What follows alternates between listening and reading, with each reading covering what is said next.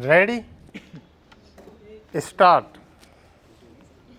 आखिरकार राहुल गांधी की घर वापसी हो ही गई। संसद में भी वापसी और अपने पुराने सरकारी मकान में भी। जब उनको इन दोनों जगहों से निकाला गया था, गुजरात हाई कोर्ट में मानहानि मामले में दोषी पाए जाने के बाद, तब मुझे लगा कि उनको 24 घंटों में संसद से निकाल देना गलत था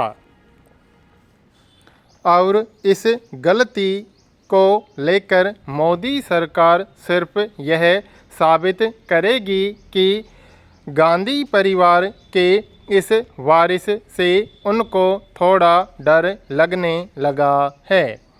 बार बार आज भी कहते फिरते हैं भारतीय जनता पार्टी के मोदी भक्त किस्म के सांसद कि राहुल गांधी अभी बच्चे हैं, पप्पू है, जोकर है।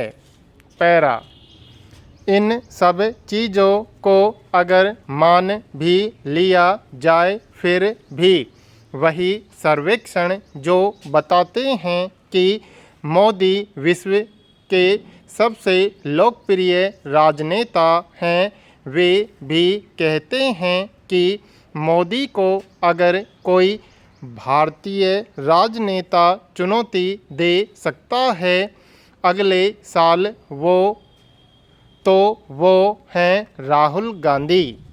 एक तो उनको विरासत में मिली है भारत की सबसे पुरानी राजनीतिक पार्टी, और विरासत में मिला है एक ऐसा नाम जो भारत में बच्चा बच्चा जानता है।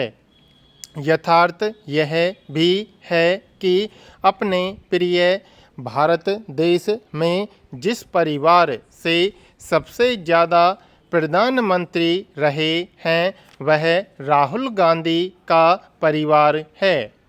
तो क्यों न मोदी को लगे कि एक दशक के शासनकाल के बाद अगर मतदाता विकल्प ढूंढने की कोशिश करते हैं अगले साल, तो उनकी नज़र वर्तमान स्थिति में पड़ेगी।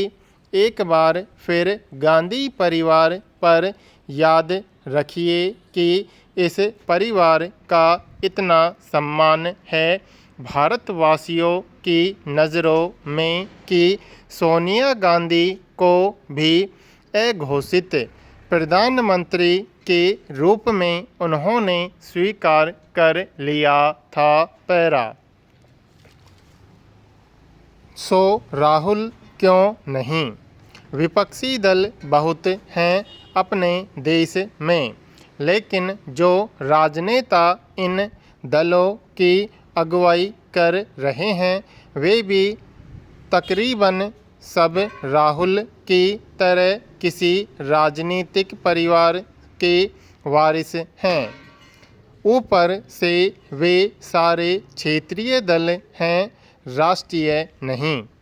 इसलिए अगर इंडिया गठबंधन जीतता है 2024 में, तो उसका नेतृत्व पहले राहुल गांधी को सौंपा जाएगा और उन पर छोड़ दिया जाएगा कि वे उसको स्वीकार करने को तैयार हैं कि नहीं।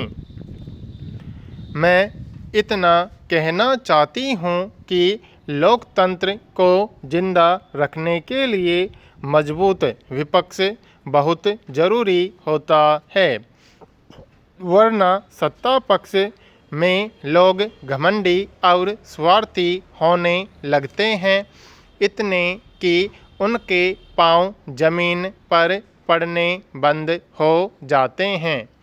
पिछले सप्ताह अविश्वास प्रस्ताव पर बहस अगर आपने सुनी होगी, तो आप भी जान गए होंगे कि ऐसा अभी से हो गया है।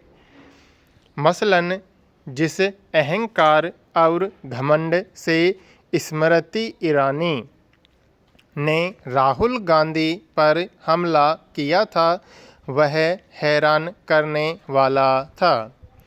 अपने आप को वे शेरनी समझती हैं, लेकिन अक्सर जिन मुद्दों पर उन्होंने हमला किया वे इतने फिजूल थे कि न करती तो बेहतर होता। पैरा।